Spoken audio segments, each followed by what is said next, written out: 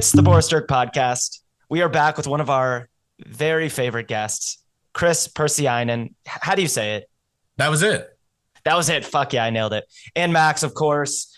There are enough podcasters now talking X's and O's when it comes to the NBA Finals. So we wanted to talk about just about everything else. We made a list of categories for next year, some fun little predictions, takes, NBA Mad Libs that we're going to get to you now. But first off, Kris, have you made it through the Knicks hangover? Like, where are you at emotionally? I would say, well, first of all, great to be here. Secondly, thank you for the invite. Tertiarily, season like never ended. Like got right at reporting on a playoff run or reporting on the regular season, went right into reporting on a playoff run, went right into reporting on a coaching search. So to me, and hopefully the coaching search, if it's done before the draft, then that can just lead right into the draft. That can just lead right into free agency. And then Yep. once it's the off season, it's actually the off season. You know what I mean? You get Yeah. like what do you get? You get like a month before summer league, maybe half, something like that. So there's like some semblance, some at least like plausible deniability that there was an attempt at there being an off season. So that'll be cool. I like that we're still just chugging along. When we're seeing like the Knicks asked for permission to interview X, Finch, Kid. If you had a an opening at the head coach spot, how would you go about filling it? Like seriously, like what would you do? Like would you sit and be like, okay, what's the best person out there that we could hire today? Or is there any more thought than that? Like is there any thought towards like, oh, what kind of candidate do we want? What kind of coach do we want? What are some things we want to prioritize, right? And so the Knicks took the guys that they kind of like, or at least it seems like they're just taking the guys that they see as like the paragons of the qualities they want in a coach. Yeah. Obviously, those guys are currently coaching in the NBA. Like, if they think they're the best coaches out there, period. Like they really like Chris Finch, for example. And I had reported that like early last week before anything came out about them requesting to interview him or whatever. Like he's just a guy they've liked for a while. So they were like, oh, let's find out. I think to some extent it's a way to a little bit find out if what a team could be doing this offseason, right? I think it's a little way of researching that market. I think it's a little bit a way of just being like, hey, this is who we'd like most out of anyone to be the coach. So let's see if we can get them to be the coach.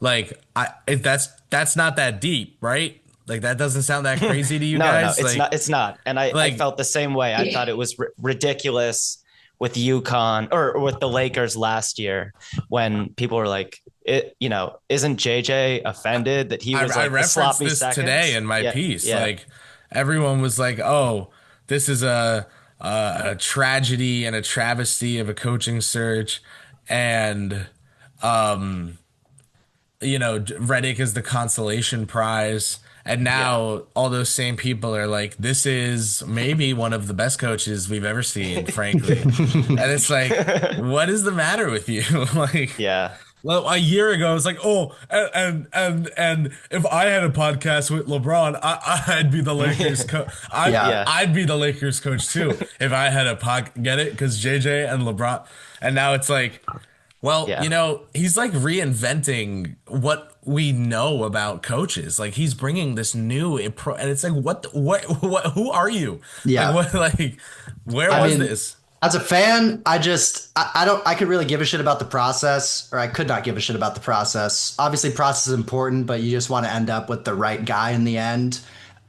I feel like process wise, you would like to have someone in place by the draft, which obviously they still have a couple weeks to do that, but just to make sure there's kind of like a unified organizational vision going forward. Not that they have a lot of draft picks, they have like the 54th pick in the draft and that's it. But I feel like as the offseason kind of starts to get into swing, that's probably where any of my angst is coming from is just like I would like to see as the offseason kicks off and we get into like prime decision making time that there's kind of a unified vision from the organization of what they're going to do going forward. And you know, I don't know if it has any impact of people in the media clowning on the Knicks for like, oh, they haven't requested this guy, but like, oh, the Knicks called about Steve Kerr to see if he was available. Like, Yeah. I don't know if that has any impact one way or the other. I kind of feel like it's just gonna end up with like either Taylor Jenkins or Johnny Bryant. I feel like they might just end up circling back to Johnny Bryant, who I would Yeah. like. I feel like he'd be a solid hire based on what I've read. I don't know though. Yeah.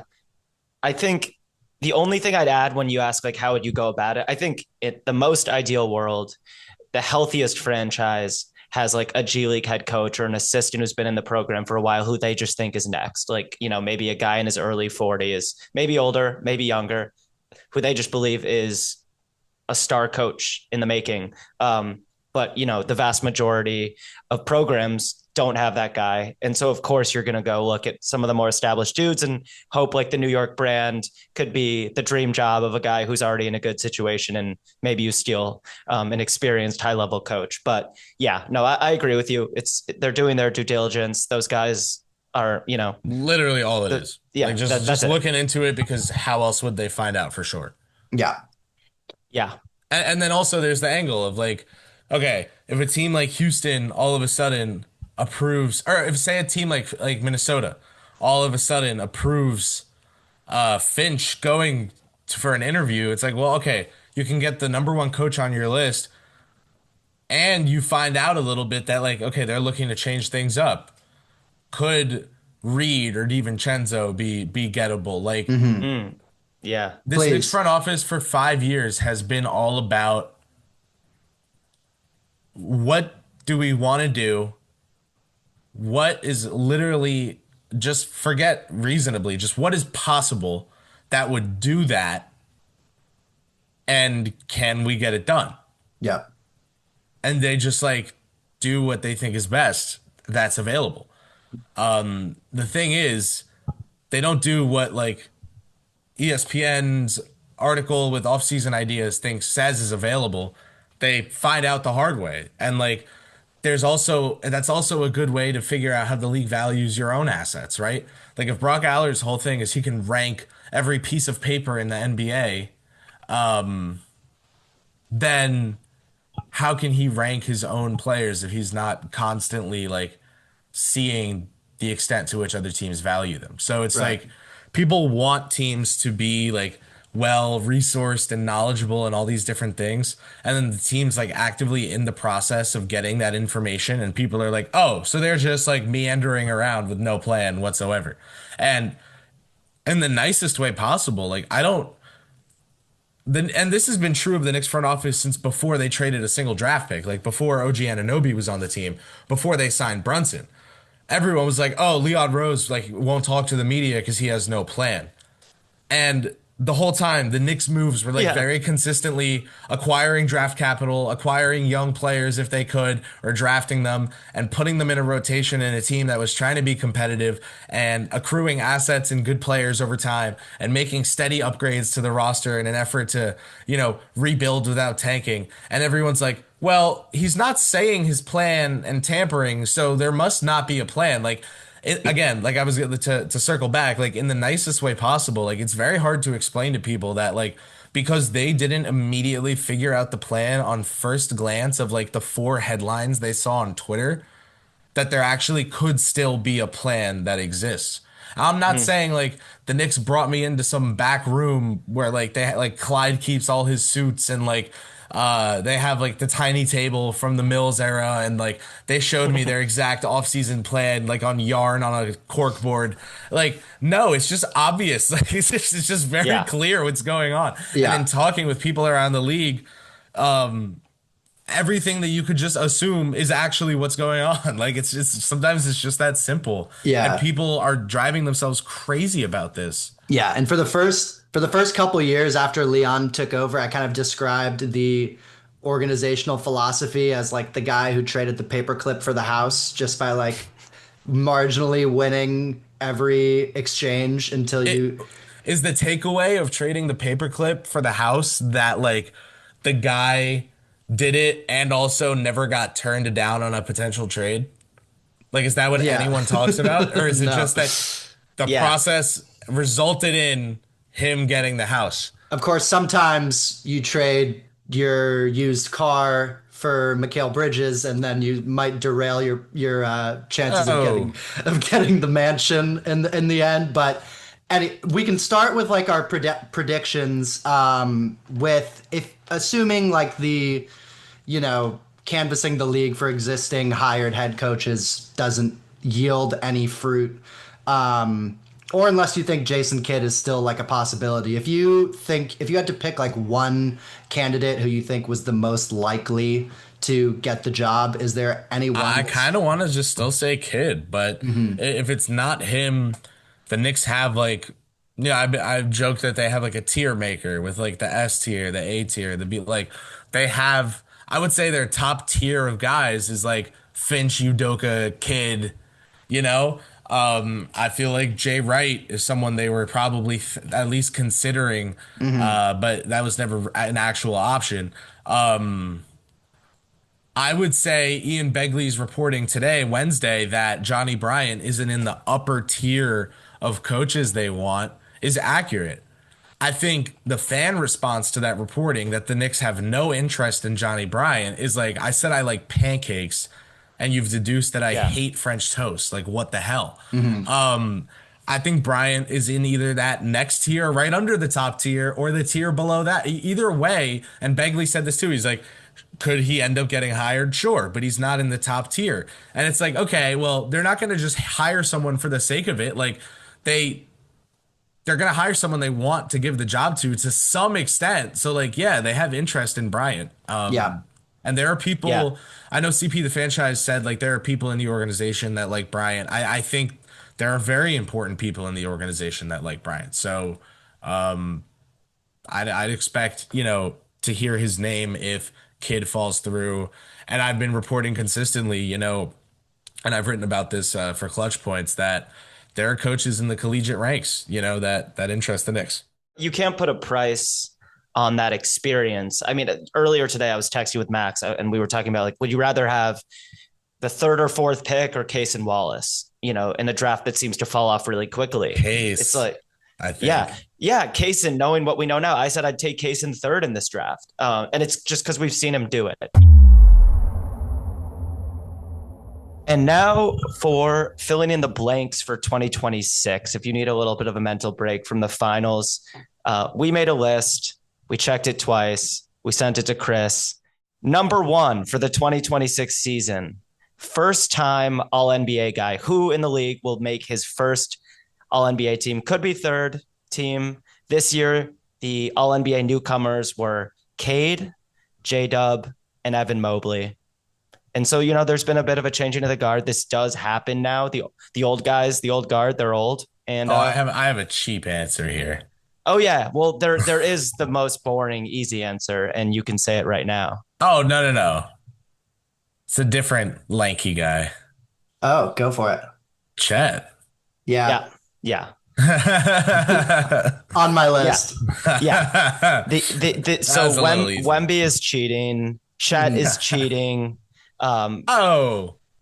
Chet, I think, because the Thunder feel like they're kind of locks to have two All-NBA guys, and they probably they'd have to do something crazy in a season, I feel like, to get three.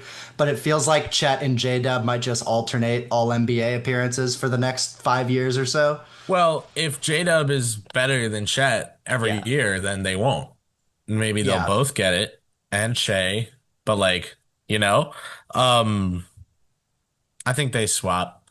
And I'll say first time ever. No, that's not happening. Here, I have a list. I have a long list. I can rapid fire you guys. Has Franz ever? Yes. Okay. So listen.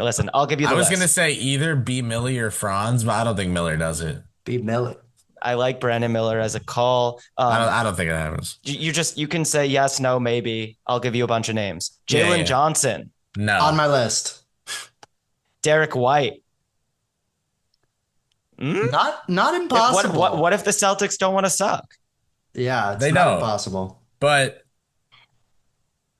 They I don't know, can't. maybe. They can't suck. They have to Maybe. trade so much to suck. It would have to be like I mean, he's going to be like he's the primary creator for the team. He's averaging like 20 points a game. He's 31. Like He's 20 31. He's as good as he's ever prime been. D White.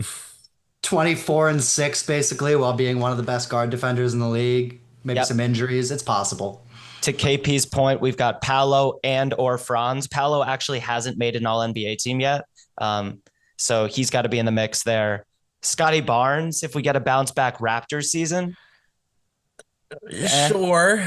Tyrese Maxey, He's never made All NBA. it surprised me. He has not.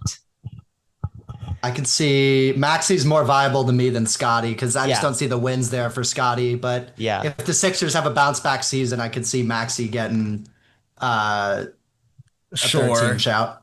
Alperen Şengün. Oh, Yeah, that's a good one. That's a good one. he could definitely take Cat's third team All NBA. Amen Thompson, I don't see it, but he could take, he's so talented, like hard to put a ceiling on him right now. Jamal Murray never made an All NBA team. Occurred to me. If I had to bet on one guy, it would be Franz for me, besides the obvious lanky guys. Yeah. Zubats, second team All Defense this year. He could steal that third center role. Jaren, 2023 Defensive Player of the Year, still hasn't made an All NBA team.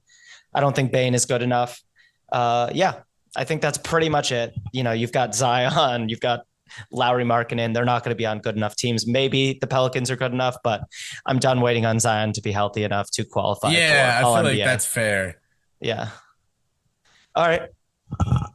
Cool. Moving on. Şengün and Chet. Yeah. Yeah, I dig it. All I right. like that. Don't sleep on Jalen Johnson, dude. Number I'm not. two. I'm sleeping on the Hawks. Yeah. Okay. You're not on what's become the kind of like go-to like big elevation East team next year. I like them, but I don't know that they'll have two. Dude, if Jalen Johnson's All NBA, you're positing that Trey will be too, right? Like you think they have one guy? I think Jalen Johnson is the best player on the Hawks. Oh, okay. I love that take. All right. But I get yes. Yeah, man. This might be the kind of thing where it's like No, yeah, I think he's awesome. I think he's awesome. I take for granted like Trae Young as an offensive engine. It's easy to hate on the guy who is scoring and assisting like he does every year, like taking on that usage and playing reasonably efficient basketball. But yeah, I think forget the contracts. I think that there's a good chance in 2026 that Jalen Johnson is a better basketball player. I mean, he's got a lot of growth trajectory ahead of him. He's 23 years old. I think he needs one more season, like to not grow an offensive role, but just really like have defensive fundamentals down and decision making. Like just get some experience in that regard. Maybe in the 26-27 season, he's like a bona fide All NBA guy, but like we're talking about a guy who I don't think people would consider a perennial all-star yet. Mm-hmm. I think they project him to be one, but it hasn't happened yet. Yeah. So Jalen Johnson sneaky like top 5 in just passes per game this season. I think Zach Lowe's talked a little bit of just about like Trae Young getting off the ball a little bit more, screening significantly more. The Hawks were fun with Jalen Johnson healthy. All right, cool. Number 2, Revenge Tour 2026. Max, who you got? There were 2 names that came to mind for me immediately, but I feel like the most obvious one is Luka. I think people have gotten way too low on Luka, and maybe it's just NBA Twitter. I'm not sure, but I feel like he's kind of fallen out of that top tier of the league discussions where when he took Dallas to the finals, no one was really going to have him as the best player in the world, but I think he was a pretty consensus second best player behind Jokic. It was kind of between him and Giannis, and through kind of an injury riddled year plus his sort of life being uprooted, moving to the Lakers, a team that's not really built around him, and all everything that transpired this year, I feel like he's slipped in people's minds to behind Giannis, behind Shea, maybe even behind some other guys for some people. And I just think like he's had a lot of proverbial chips put on his shoulder.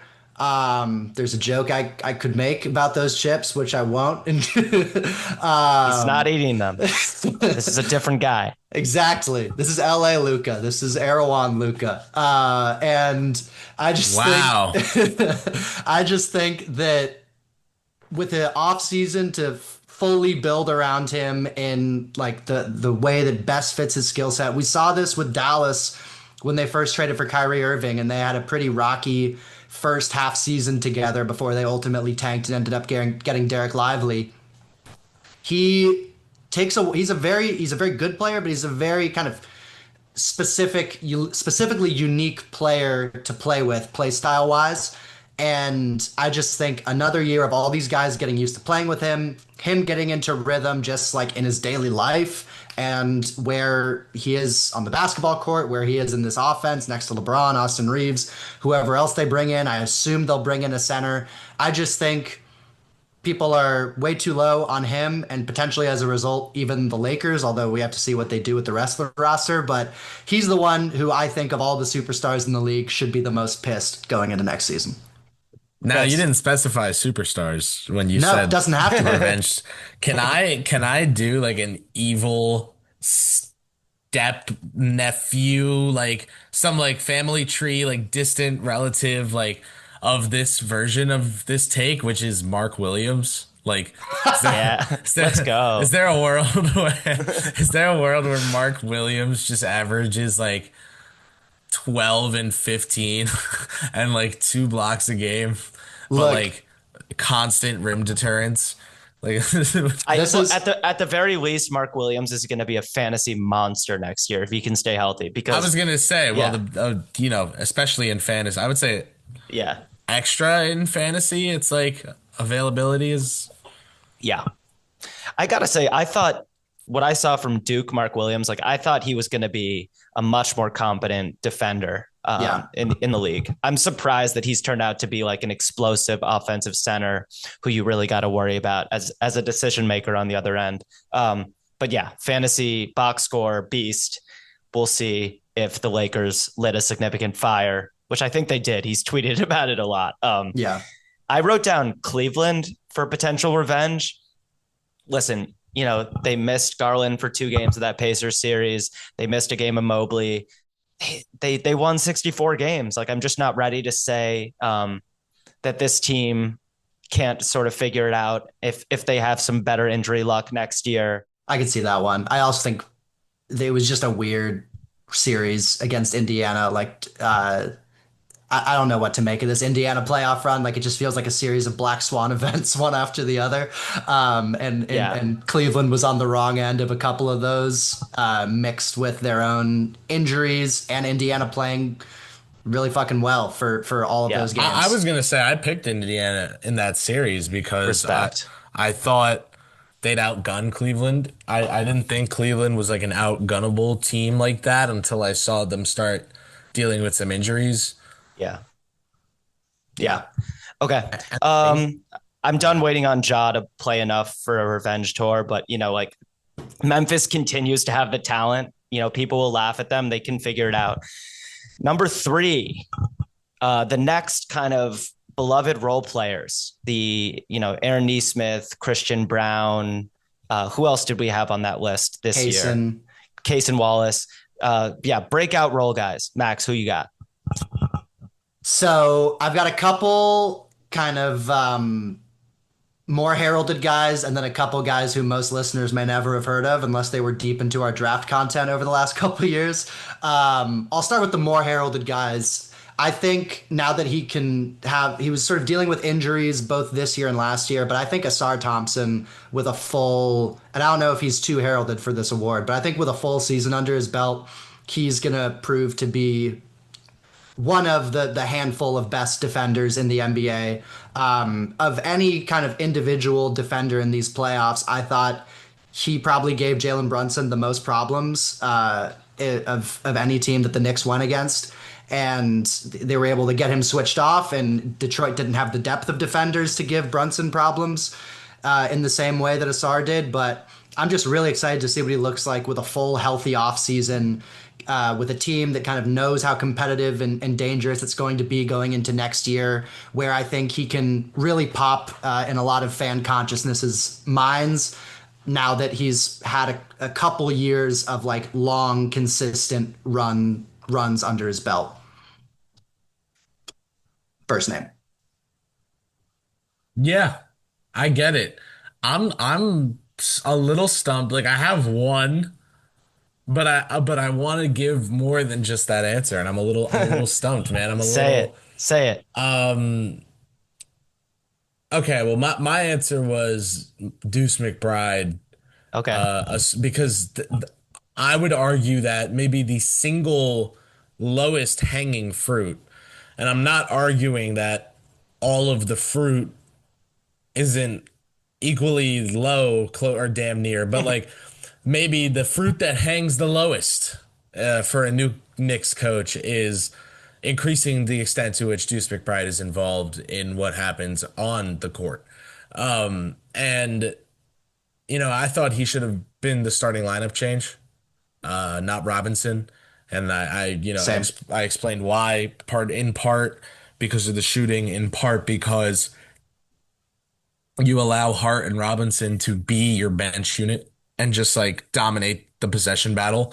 That's how you can like win those minutes on the margins is by having twice the amount of possessions as the other team. Like I don't know. It just to me feels like that was the move at the time. It didn't end up being the move. Whether a new coach starts him or not, which I probably would if this is the roster, but again, we'll see what changes, right? But I think it'll have more impact this year just because of usage. So that's one. Another one I want to say is like we would all agree Tumani Kamara had like his Yeah. run like this year, right? Like Tumani, Suggs, Dyson. This was like a very defensive year. I do want to say that like now we go the other way a little bit. So I'm looking at like a Max Christie Yep. to He's on my list. yeah. I'm looking at a Max Christie. I'm looking at a Deuce McBride, right? Guys that can defend their butts off, but I'm projecting offensive growth here. Yeah. Christie's a great shout. This is I- weirdly a lot of 2023 draft guys came to mind, and I It's know not Max, weird. It's yeah, not weird. yeah. Think about the college system or like whatever think about the draft age requirement and then think about what you Yeah. just said and think about the Yeah. fact that you just thought that was weird. Yeah. No, I just mean I'm not like because guys questioning are, your. no, I'm no, I saying know. like that's like No, I know this is you. the You state can of stay on the things. podcast. You're allowed to stay on the podcast, but I'm saying weird just because these guys are still young. Like, of course, they're getting better and growing into bigger roles. Like I had Anthony Black down. I've always loved him, but Anthony Black was picked 6th in the draft. Like, if he isn't a valuable playoff role player, he's a bust, unfortunately. But I love Ant Black. I think he's going to be great. Yabusele had him on my list. He's Just get him to a relevant team. yeah, unrestricted free agent wherever he goes. Like I just believe he's a dog. We saw him do it in Paris. He came to the league and reignited his NBA career. I just love that dude. If he's making threes at a reasonably efficient clip, like he's kind of weakness free and he can just plug a lot of holes for. Okay, you made a face. What's the weakness? The of Yaba? defensive side of the basketball, I think there are a lot of like You don't that think- half of the court. You don't think OKC would like to have him like bodying big men that Chet is a little bit skinny for? I mean, they have Hartenstein. I guess OKC last year, but I He was has a gonna say, specific set of skills. they put $30 million towards that. To me, it's like Yabu absolutely should have stayed in the NBA as a fringe guy, but I think he's just like an awesome fringe guy. Hmm. Interesting. I don't think of Yabu as being that huge a defensive liability, but maybe I didn't watch enough Sixers this year. I definitely Pods, didn't. Pods. I have Pods as a guy. I think like if Pods doesn't totally work out in Golden State, which I think he will, I think they're invested in him. I still believe in him. Santi Aldama. And Max Christie I had down as well. All right, we got to move past. I feel like Aldama got his shine though, but go on. Yeah. Aldama's in that Tumani bucket of like this guy has drastically outperformed his where he was drafted, and like we just believe he's a long time stud. I want to rapid fire throw in more names. I think if the Spurs are competitive, or Sohan, I think he can be kind of a cult hero, sort of like watch this Twitter cut up of Jeremy Sohan's defense on Giannis or whatever, unless Giannis is on the team. But I think that he's just sort of such like a funky guy and funky play style that on a really competitive team he could develop sort of like a cult following. So I could see Sohan getting some shine there. That's like I feel like Andre Jackson Jr. is like 2 years away from this discussion. Like, can I put him in like the on like the back of the grill? Like just start heating that take up. Same with AJ on the Wizards. Yeah. Same with damn. Only problem with Andre Jackson is I think he's currently older than Jeremy Sohan. Which would but he could get to that too. And then the other two guys who I loved from previous drafts who just haven't broken through yet. One is Kobe Buffkin, who's the Hawks backup point guard, who's only played 27 games in his NBA career. I had him on my list. I was too embarrassed to say it. Yeah, but I just I'm not too embarrassed for anything. So I just wanted to Julian Phillips. Okay, we're getting too deep now. Okay, we gotta get on VT. Keep going. Devin Carter, keep going. Okay. The team that you would sign up to be for the next 5 years, like, and it can't be OKC. The franchise you think is best set up, let's say, to win a title in the next 5 years or be in the mix for the duration of that period. Kris. The Knicks are tempting. Wow. And the reason for that is high on his own supply. A little bit because you're kind of locked in to an extent to what's going on unless you can really make a notable improvement. So as like if I were a front office executive who wants job security, I feel like it's a pretty good gig. Like everything I do well, it's like, well, you know, I really maneuvered out of a tough spot there, and everything that goes wrong, I'm like, I mean, what was I supposed to do? So yeah, to an extent that, and the fact that everyone besides Hart is under 30, I think there is Pacers equity that needs to be established here. I feel like there is Rockets if you're more like high on potential, you know. But like, to be honest, man, if you're taking the Rockets over the Knicks because of the potential and stuff, when the Knicks guys are all under 30, I don't know. I don't know if I know about that. You know? To your point, though, it takes years. It takes years to get good. Are you not starting to contend because you're scared to find out you're not a perennial champion? Are you romanticizing your potential because a comfort feels safer than becoming? Are you staying in the idea of who you could be because that would doing anything else would require letting go of what you're comfortable being? Yeah. Don't make me cry on a Wednesday night. Is your overthinking just your ego trying to keep itself alive? Okay. You know what? This is officially the high post. That's what we're going to call it. All right. It probably is just the Knicks, man. That's interesting, man. Wow. Yeah. I mean, I also see the argument because the East is just so much weaker than the West. Yeah. As well. Dude, what do you mean? Yeah. Like, you're going to tell me to take the Nuggets? No. You started out by saying you can't pick the Thunder. Immediately, my mind goes, all right, I'm going to go with the other 15 teams that never play them. Like, what do you... For me, the Spurs was the first team that popped into my mind. I had the Spurs as well.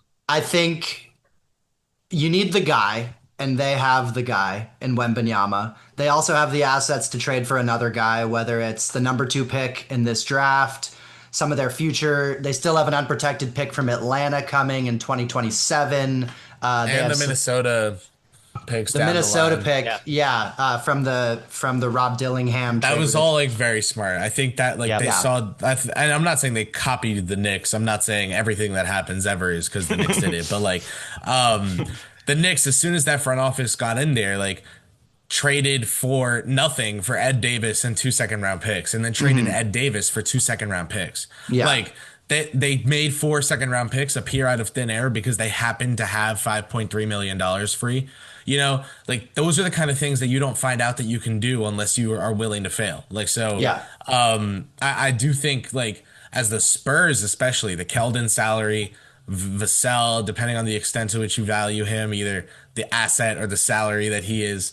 And then you have Castle and the pick you just traded for Fox. Didn't trade that much for Fox too. Like you Yeah, I was gonna say, like, if I were them, sure, having Dylan as a backup point guard is crazy. And then like being able to start him and like Castle could be the 3. Like literally they have so many options, right? Like they just have they have talent. And you can kind of, we can say they have Dylan if we want, because like, you know, he's not going number 1. So, Yeah. like, but that said, if I were them, I would look into what you could trade that pick for. Not because I'm low on Dylan, but like, is there a package out there or a wing you could get or something? Like, if there's a trade where you can land someone that genuinely intrigues you as like a long-term core piece, and then a bunch of future draft capital, like what if the Rockets, right? What if you could get like Eason and firsts Yeah. instead of taking like Whitmore or Shepard or whatever? Like, what if you could just get Eason and firsts for that second overall pick? I'd low-key consider it, because like, okay, Eason is a dream dude to have out there with Wemby. Wemby's self-creation makes up for his like lack of it, traditional lack of it. The fact that he's just like an off-ball guy and huge monster defender. So I'd love to have Eason and Wemby on the same team. So let's do that and then get more future firsts. Wait for the next wave of crazy stars to be available. Sure, we can go get 36-year-old Kevin Durant, but it's Wemby. So this isn't like Minnesota is like trying to just paperclip house like cat. You know what I mean? Like it's more so like they really have their pick of the litter. And sure, there's a bunch of guards involved right now, but it's not always going to be that way. Like you could just take Dylan, but if you think you like could get a lot of picks and they'd be worth it or something, like can you get the Nets picks from Houston? You know, something like that. Or Like the Phoenix picks, yeah. yeah, Phoenix. Yeah, I'd be interested. Yeah. I think it's overblown, this idea. Some people are spreading that, Castle, Fox, Harper, like isn't enough shooting. Like they all have decent positional size, especially Castle and Harper. I think Harper is going to be a fine defender in the league. Like I think you can make that work, and it might be worth just seeing what it looks like before you choose maybe which 2 of them you're going to move forward with. But yeah, I can't believe you would pick the Knicks over these guys just because healthy Wemby, I think is already No, it's like it's very fair. I think Spurs healthy probably Wemby. have to be the choice. Yeah, Yeah. because Wemby. But that's also the reason to go for it now is like Wemby's supposedly healthy going into this season. You don't know how long that body's going to hold up, but you know that he's damn near a top 5 player in the league already when he's healthy. And despite all the assets and all the competent dudes on Houston's roster, to Max's point, like they don't have the surefire centerpiece, and San Antonio does. And I had Steph Castle number 1 on my board last year. I adore him. I think that he's going to be a 2-way monster for a long time. And I'm also a Sohan guy, even though it's been a rocky road for us. So I'm going San Antonio. I had Houston near the top of my list. I had Cleveland pretty high up there because I continue to just buy Evan Mobley stock. I don't think he's done improving. And just a plug for Boston. They were never going to be the choice, but Kevin Durant has given me a whole new perspective on like what can happen post Achilles reparation. And Jason Tatum is much younger than KD was, and KD made a full recovery and has, still looked like Kevin Durant in the last couple of years, however you feel about his career decisions and what he does for the guys around him. So Boston still has Derek White. They still have Jaylen Brown. At the end of the day, like the Drew contract and KP's health concerns, like there are plenty of reasons why Boston was never going to be at the top for me. But I think Boston's in a much better position than I don't know. Then I've heard some people say. Some people will say they are cooked, some are cooked. saying I get it. Spurs, especially because you really can do whatever you want with the pick. It probably stand out.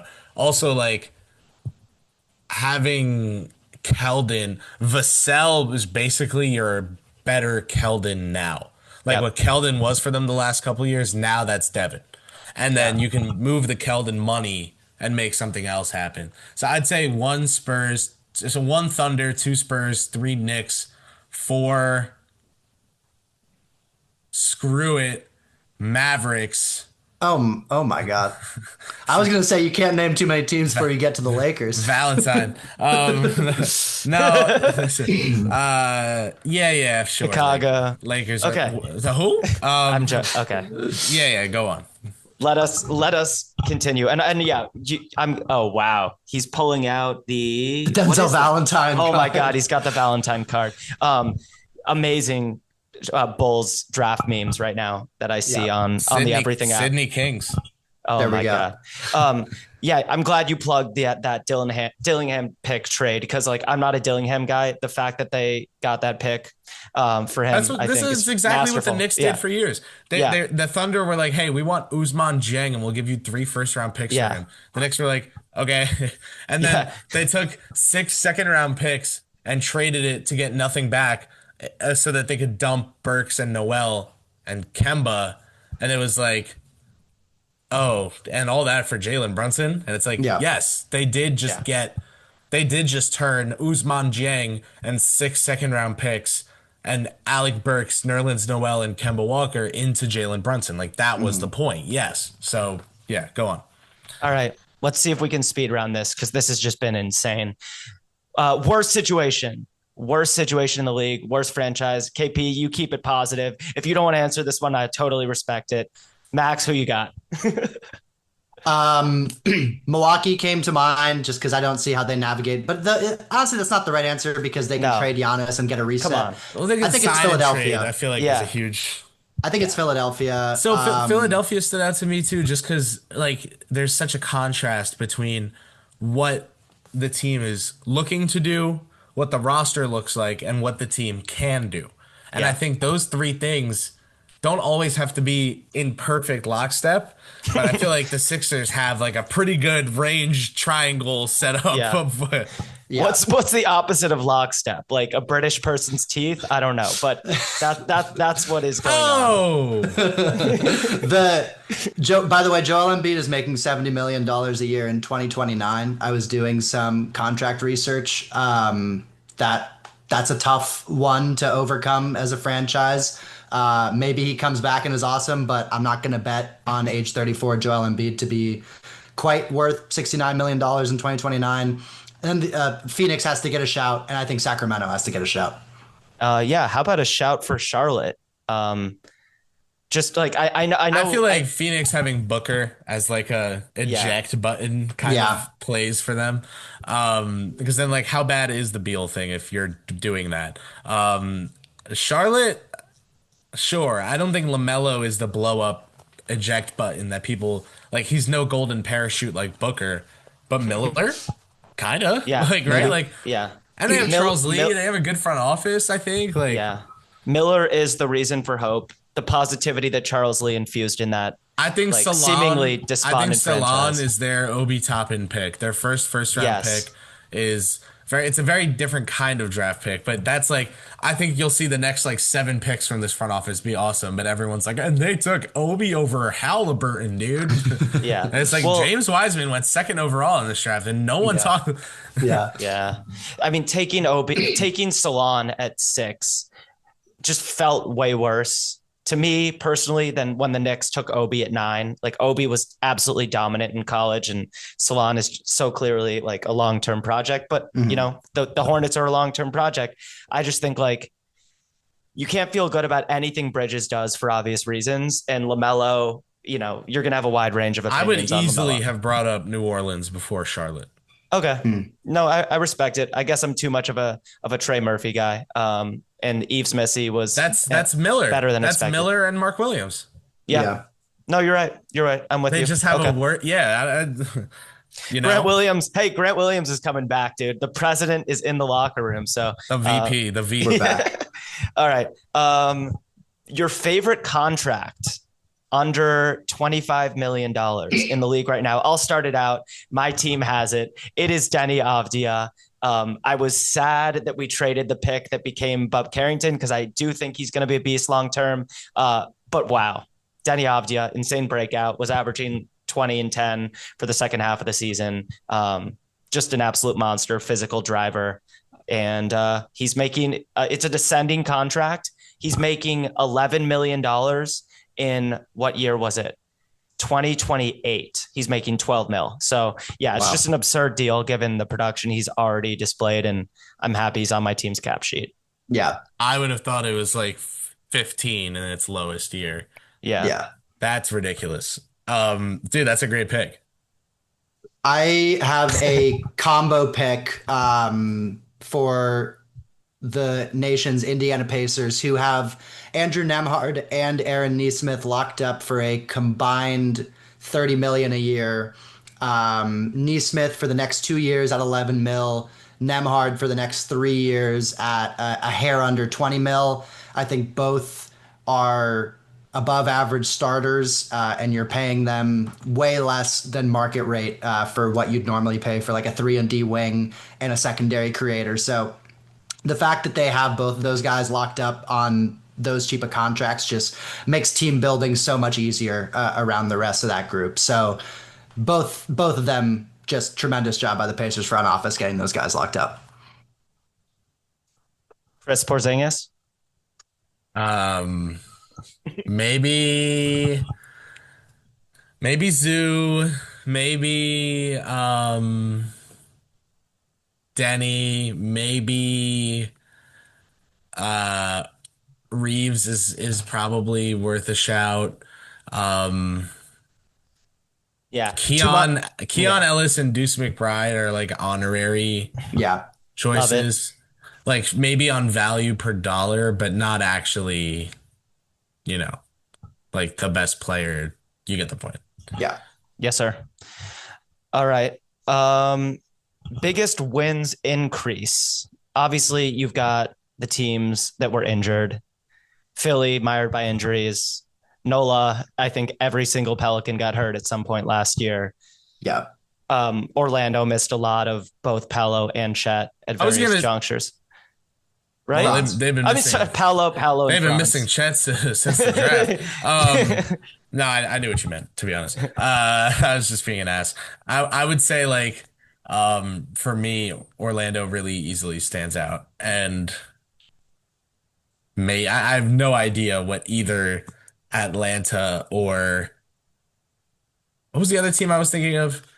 Atlanta, maybe Utah, just because they have a coach. It's really good when you're starting at 17 wins. You know, you have a chance. That's what I'm saying, dude. Like they have a good coach. I really like some of their talent. It takes like one unexpected internal leap for them to like accidentally be a 35 win team. Yeah. And then it's like, okay, yeah, they're the 13th seed in the West at 35 wins, but like that's 18 more wins than they had. So yeah. You do you think I'm insane for thinking Atlanta could win 50 games next year in this East? Who are they getting? They're getting a healthy Jalen Johnson. But That Jeff you're Wilpon ass answer. you're not you're not getting you're getting a Kongwu who's just continues to improve. You're getting year two Zach Rizichet, who I didn't think should have been the first pick, but is a very good player in the making. I like all these guys. What the Dyson, hell do you mean 50 wins? who else is going to win 50 in the East? 4 or 5 other teams? Give me them. Cleveland, Boston, New York, Indiana, Orlando. First off, like Trae Young as an offensive engine, I'm taking over Jaylen Brown or whoever you think is going to lead Boston in usage rate next year. Trae Young wins you regular season games. But Okongwu, they have Brown, White, Holiday, Porzingis. Like if they move one of those guys, sure, they'll get someone back. Like I don't know, man. It feels a little bit to me like Boston still has just enough of like the team defense, the yeah, team synergy, the playmaking. Like it would be really honorable if Boston decides to just like max out whatever they have available to them next year. Yeah. I'm not sure they will. And I threw like a Miles Bridges thing out there where it's like the Porzingis money works for Miles Bridges. So the Hornets, yeah, if they're not set on being too good just yet, and Boston would attach a first, I feel like that's worthwhile for both teams. yeah. That's Did you interesting. Yeah. Okay. Toronto, I think, could bounce back just because they had a lot of injuries and they won 30 games and they have a lot of good NBA players. They're not going to be super relevant in the East, but they could win 12, 13 more games than they did, and it wouldn't blow my mind. A lot of Spurs All right. talk already, but just throw Spurs in there. Yeah. And I think Pelicans do make a big jump just getting guys back. Like, yeah. But I see my thing with the Pelicans is like who's initiating offense for them, Big Z. and when he's not playing. Yeah. President CJ. It gets bad quick. Grand theft. Yeah.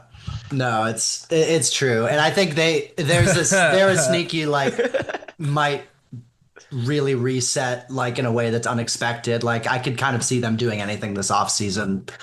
So I wouldn't bet on them in any particular way. But if they bring back the same roster and just have Herb Jones healthy, have Zion healthy, have Murphy healthy, et cetera, they're not going to win, whatever they were, 30s, 20s this year again. Mm-hmm. Yeah. Biggest fall off. This one's really hard. It is. I didn't see any team that I thought was like in danger of falling off the cliff necessarily. Like there's some teams that I think will take mild steps back, like Boston and teams of that nature. Milwaukee, but like those teams still have really good. Houston, Could see it. maybe. Sacramento. That's the one that stuck out to me. If Houston gets left on the carousel of moving stars without a consolidation trade, I could see not the team literally getting worse, but like not getting better enough compared to everyone else in the West. Yeah. Because we know how tight that conference is. And I would argue that even if it's only the difference of a couple wins, someone going from the 2nd seed to the 7th seed one season to the next is in contention for the biggest fall off, quote unquote. Yeah. Even if they're still just a very nice, young, respectable, good team. Exactly. I'd probably pick Sacramento. They're at 40. They won 40 wins this game, 40 games this year. That sentence beat your ass. It's punch drunk time on the Boris Dirk pod. I don't see them. They'll be in the 30s. Like, and if they're smart, they may look to trade Levine and/or Sabonis, and really just kind of reset because they're really stuck in the wilderness right now. So I'd probably bet on Sac if I had to bet on one individual team. Chicago also won like 40 games last year, but the East is going to be so bad they can do it again. Who is taking the biggest sophomore leap next season after Pacome Dadier? And Zach Lowe, stop calling him Pascome. It's breaking my heart. Pascome? Oh, that's bad. Did it twice. Sophomore leap, man. Ariel Hukporti. Yes, sir. Like, unironic answer. No, he's probably in like the top 10 for me, maybe. I think all the Knicks rookies could make a jump next year. Because they didn't play. They won't. Yeah, they won't all make a jump, but like I didn't scout Huck Porty, but I liked Kolek, Dadier, and McCullough more than like significantly higher than where the Knicks ended up taking them. So Yeah, I some of it was injury, like with McCullough. with McCullough, yeah. I could see any of them, not all of them, but I could see any of them popping as like a rotation guy next Is year. Carter the easy answer because he was hurt? I like Yeah. Carter. I was gonna mention him Role as will a be like, or like you, maybe there will be usage available to him next season. Not like offensively, just like minutes. yeah. I could see Carter. I could see, well, the Rockets just have so many bodies that it's even next year, like Reed Shepherd may have trouble getting to consistent minutes all the time, but maybe they do make a consolidation trade and that backup point guard spot becomes more readily available for him. But I could see Shepherd as well, just because I like the talent so much coming Yeah, out. again, we don't really know. Like, who are they going to consolidate for? You know, I don't know. Yeah. I want to see Castle with Wemby, like the Castle that we got the last like 20 or so games of the year, just like filling the box score with Wemby defensively is going to be super fun to watch. And he won Rookie of the Year, right, Steph? Yeah. Yeah, but I still think he has a chance to make the biggest leap from where he was. Donovan Clingan was a monster in terms of rim defense this year, and I feel like he's still getting his sea legs as an NBA guy. If Clingan can get in shape, like that's my thing as a Blazers fan. I just want to see him lean and moving better up and down the court because he's not moving like a 21-year-old. And that's worrisome when you're carrying that much weight and you're that big. But I really mean it about Dadier. Like Dadier might still be a couple of years away, but I absolutely loved him. And I thought it was an incredible event in Knicks draft history when you guys were able to secure him where you did. I just think like it's hard to find those tools at his size. And I hope whoever you bring in gives him a shot. Yeah. And the last guy I want to mention is Jalen Tyson. He didn't play too much for the Cavs this year, but if they look to shed salary from like some of their bench guys and some minutes open up, I could see him making an impact next year. I think he's a really solid player. I like that one. That I like that. Yes, Oh, sir. yeah. Khalil Ware. I'm not the biggest Ware guy, but like he was way better as a rookie than I thought he would be. Yeah. All right. Young guy, perhaps blue chip asset or close to it that you would sell high on right now. I'll start with a bit of a mini bomb. Like Şengün.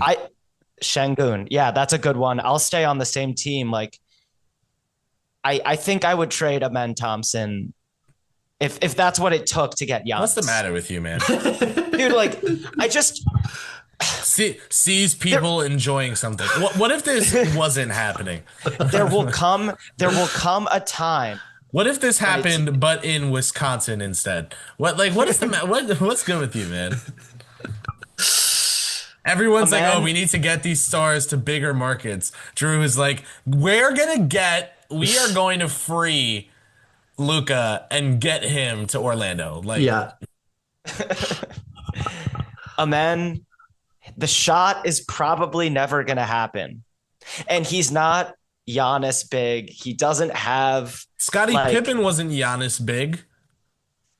Scottie Pippen was a much more consistent shooter and also like wasn't shooting threes because of the era he played in. Amen is going to struggle to score in the playoffs. If we want him to be the guy that it seems like so many people already envision him being. And I just scoff when I hear people saying, you've got to get Giannis as Houston, but you can't, but Amen Thompson is untouchable. Like as Milwaukee, you hang up the phone if Amen isn't part of the deal. And as Houston, I think that I'm willing to do it. Just because Amen is going to make a shit ton of money before long. And I'm not sure that I ever see him becoming an all else fails scorer. I love him. He's incredibly fun to watch. He's going to make a lot of all defense teams, and he's a terror in transition offensively. But when the game slows down in half court offense, I think you're going to see like the Amen super fans blush a little bit over the next few years. Like the offensive bag in the half court is just not what it needs to be for him to be like the superstar that I think people think he's on his way to becoming. Yeah. I I could kind of see that, and like when scouting Amen in the first place, it was difficult to think of like, all right, who's the sort of primary initiator who's not a shooter, but like he's just such a unique player. He's almost like sort of what the vision of Ben Simmons was going to be before he just completely fell apart mentally. Yeah. And so like there's an argument for that, but at the same time, like I think there's a I'm not going to say median outcome, but there's a very realistic scenario where he's like just peak Iguodala, and Yeah. that's a guy I want to have around. So But he doesn't have Ben Simmons size, and he doesn't have that like young Westbrook pull-up game. Like Westbrook had that early. He could stop on a dime and rise over dudes, so that he didn't have to always hit the deck and finish with authority. But yeah, I think Iguodala is kind of the vision for a guy like Amen, and that's an interesting conversation. But even Iguodala like showed a little bit more shooting flash early on. Kris, what do you think? Are you that upset? No, I get what you're saying, but I don't get like, so you're positing that he is like an Iguodala, like a better, more athletic Iguodala, and you can get someone to trade you stuff for him like as if he's already like flag. You know what I mean? Like, is it like it's like a sell high, it's not like a complete fade of his career type thing. yeah. I feel like still on his rookie deal, like you just wait on that. Like someone will still. Yeah. So for me, I don't know if this guy qualifies as young anymore. Um, I think I'd probably trade John Morant. I think I don't think you're selling high on that guy. exactly. But I I don't was know. gonna say, I feel like I put a lot more on the line with Alpi than. Yeah, no, I like the Şengün one. Max, we're not letting you do Ja. What are you going to say about Ja right now? No, I'll say who I really wanted to say. So I'm gonna say it with my chest. Paolo. Paolo. All right. I was just. Did we just become co-hosts? I was I was just thinking the same thing. And you know what's funny is I was told Orlando got like a big offer for him at the deadline. And they said no. And I was also told when I looked into this further that big offer meant like a lot. Like what they could give. So Luka Doncic? some mystery team some mystery team offered like what they had to offer for Paolo, and the Magic were like, we're good. Which is interesting to me because I feel like both teams are wrong. So Yeah. maybe but like I don't know. Yeah, I mean, there was just that weird. There's just been a few weird stretches where, like, his rookie year, it's like he puts up all these numbers, but they're better with Franz on the court than they are with him. And then but he looks really good in the playoffs. And it's like, okay, analytics might say one thing about how efficient this guy is, but when you get into the playoffs, you need those sort of tough bucket getters, especially on this kind of cramped space environment, and he can do that. But then the next year rolls around and they're better with Franz on the court and they're not as good with Paolo on the court. And then this past year, you have the stretch where when it's like the Suggs and Franz show with Paolo injured, it's still a really respectable team that's holding serve as like a top 4 seed in the East. And then when Suggs goes out, they plummet. And then when Paolo comes back, they don't really recover at all. So I do wonder if there's just a degree of I don't want to say empty calories to his stats, but like not as fulfilling calories as some other stats might have. And I don't love the fit of him and Franz long term, especially if neither of them becomes like a plus shooter, which at this point neither of them is. So he's someone where if you could get a real haul for him and sort of retool around Suggs, Franz, and then maybe getting like an elite shooting guy at the 2 or the 4 next to Franz, or an elite big man, someone to really jumpstart your offense, because Orlando's just been like in the shitter with their offense for basically since they had Dwight Howard. That's something I would look at doing, even if the fans might revolt, because he's so beloved there. I think he is. I'm not super plugged in with Orlando Magic fans. I don't know. Yeah, I don't like how everything takes so long with Paolo on the ball. Like it's not my favorite style to watch. Yeah. He needs to Insanely be talented. Yeah, Yeah, he always leans in a lot to the mellow style of play, and I need him to be more like Giannis, which I know with his spacing environment is difficult, but he just takes way too many fall away 15 footers for my taste for a guy who's that physically talented. yeah. Next year is the last year before his like mega extension will inevitably kick in. Amen has an extra year of, like this incredible value contract. I think if you trade a man like that, the value of that contract comes into play. So you could trade a man in like your least favorite money for Giannis, but I it's get what tough you to mean. do. I was Yeah, gonna say, like, if you're trading him and you want a good player back, aren't you then like losing a bunch of yeah. money? So no, but I guess you're like attaching. Yeah, all No, right, I you're get it. I get it. attaching all the money you don't want or the money you want the least. Because like also the Rockets don't really have any horrible deals. No. But it does seem like Dylan Brooks overstays his welcome wherever he goes. So like maybe he's part of it. Maybe Reed Shepherd grows a lot and like but I think Fred, after what he did for them in the playoffs, like they want to keep riding his experience in Yeah. big games. All right. The next second draft, super find. We're talking Halliburton, Brunson to an extent, Lowry, Markkanen, Oladipo. Maybe this is like a bad shout, but like Denny. just because he's like a free agent, like right now, like Nikhil, a little bit for me. Okay. All right. Yeah. Nemhard. Nemhard, I think, has shown it. Yeah. Here's some names for you while Nick you Smith ponder. Jr. Nick That's Smith insane. Jr. That's insane. That's a hell of a second draft. God, we're going back to the high school tape. All right. Trey Murphy. Yeah. Oh, I could say that. Yeah, dude. Yeah. Okay, fine. He's fine. like He's the number disqualified. one. That's like the number one guy. I've tweeted before. He is like the guy to bet on in that way. I'll give you my good names then. Keegan Murray. What happened to that dude? Love that. Yeah. Well, we could talk. I love it. Yeah. Jaden Ivey. I think Detroit Sure.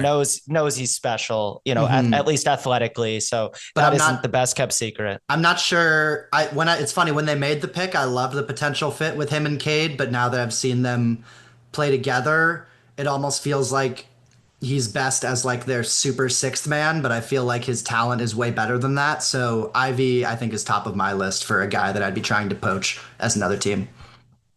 Yeah. Jabari Smith in Houston. I just think there's a limit to Easily. his. I think they've got to extend him. Like, if they don't, that's bizarre to me. And any team should be all over that. The only reason he probably isn't the next second draft super find is like there's a limit to his versatility offensively, but his game is fully additive in the playoffs. The shooting, defensive versatility, and a guy who really like knows his role and doesn't try to play outside of it. When you have Jalen Green, the antithesis of that, I hope they keep Jabari Smith around. I put down Scoot Henderson if things really go south for us in Portland, but we're still in this Scoot Henderson experiment, and I love him. I think he's going to figure it out. Jaime Jaquez. I don't know how many of our listeners have heard the bizarre Miami rumors, but like something went wrong with Jaime Jaquez. All I'll say is one day last season, he stopped playing. He fell out of the rotation and he was too talented on a team that wasn't very good to stop playing meaningful minutes. And I still believe in Jaime Jaquez's ceiling offensively. And I'd love to see him end up on my team. I like that. Yeah. Pajemski. I put down Pajemski. Again, I mentioned him earlier. Just really believe in like his quirky offensive game, his feel, his court mapping. I think he is he's just like a goofy beast hiding in plain sight. And Yeah, I think he's going to have a long, really successful career. So Pods might end up being a second draft guy, depending on how the Warriors handle the end of Curry and Draymond. Yeah. All right. Next one. Um, I said your dream playoff broadcast team in 2026. I'm not a big broadcast guy, but I know Max nerds out on this. I'm sure KP does to an extent as well. Yeah. Who do you guys have? Dream broadcast team 2026. Yeah. So I can go first on this one. Um, to me, and I mean, it's for me, it's there's not that many choices to choose from as far as color commentators. I feel like, I mean, it's for those who follow media, like media about media. It's well A documented. great, awful announcing Yes, program. it's well documented. We're in the golden age of play-by-play commentary for basketball, but not for color commentary.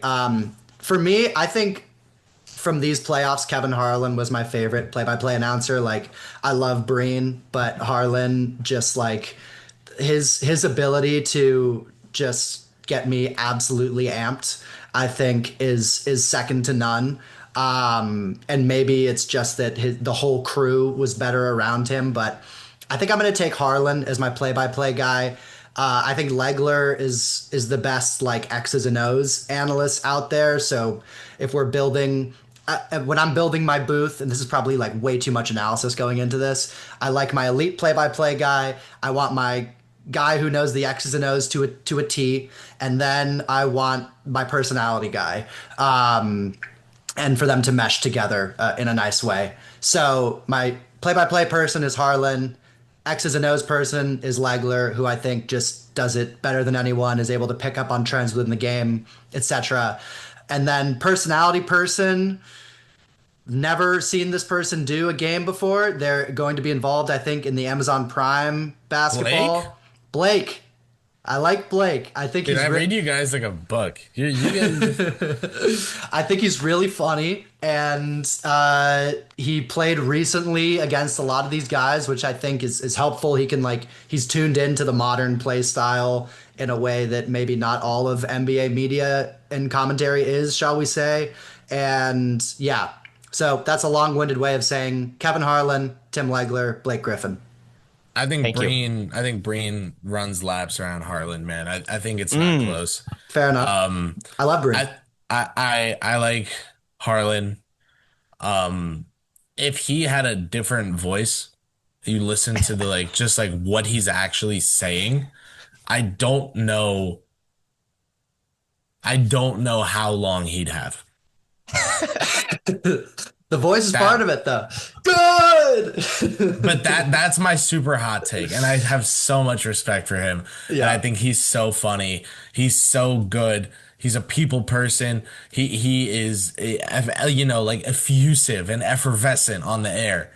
I think what he's actually saying, like, at some point, everything can't just be entertainment. Mm-hmm. At some point, we have to value the play-by-play guy being an analyst of the game, even in just like the words he chooses to describe players or plays. I think Breen and I don't think it's close. I would say realistic broadcast team like could happen tomorrow. I'm gonna go Breen, Legs, and RJ as the third guy, or Jefferson, but not as like when it's Breen, Burke, and Jefferson. I feel like Jefferson is like the graphic package guy, but he ends up being also like the comedic relief and the number two, and then like him and Doris are kind of even. I would reduce that role and just have him break down plays, say what's happening. Like, I think RJ, I like a lot of his stories. I think it's a bit like, I think it's a little self-indulgent at times, which I would be too if I were on national TV being told to just like talk about basketball. He is also way too online for a. It's like it's insane.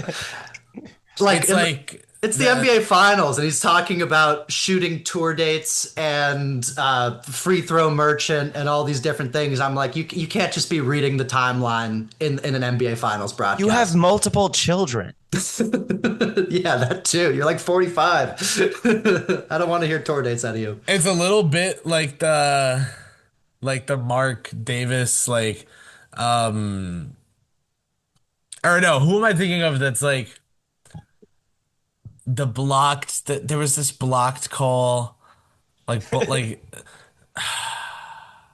man, what is the exact call I'm thinking of? I'm going commentary free broadcast. That give the people what The they want. Mark Jones blocked call. I forget what he said. I mean, It was Mark Mark Jones has a lot. It was Mark Jones though. Like Richard Jefferson reminds me a little bit of Mark Jones in the Hmm. two online regard. Like it's a little bit like how do you do, fellow kids? Yeah. If RJ was like the third guy for Breen and Legs, but just doing like analysis of plays and strategy, he's so good at that. Like Mhm. they had him doing that in game one of Thunder Pacers, and I thought he was so excellent. Like just right at the end of a timeout, quickly breaking down a team's play, or like from before the timeout, something like that. Like he's excellent. He's very good.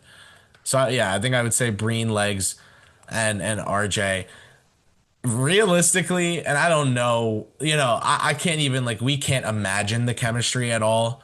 I have to think it would eventually get there if Breen and Chuck could have worked together over the years. Hmm. To have Breen, Legs, and Chuck as the three-man crew would be like my real dream. Yeah. Yeah, that I'll sign up for in a heartbeat. Hmm. That I think is an awesome blend of everything. Because I do think a little bit like the ways in which Chuck gets ridiculous, I think Breen's just like presence would prevent. Yeah. Like Chuck is fine saying those things in front of Ernie because Ernie's just gonna let him say whatever because he loves it. I Hmm. think Breen cares a little bit more about like the integrity of the program and like is everything they're saying factually accurate. Yeah. I think Ernie knows the show is at its best. That show is at its best when they're allowed to just say whatever, unchecked. Yeah. I think Breen's like presence would inherently inhibit some of the negatives of Barkley. Fair enough. Because if he's calling the game, some of his positives would be inhibited too. Yeah. Drew, do you have a booth? That the last trio he mentioned, and if it were really up to me, I'd get the commentary free broadcast. I shouldn't have to like watch a bird's eye view to not hear a human voice. I just want the basketball game. But Mute.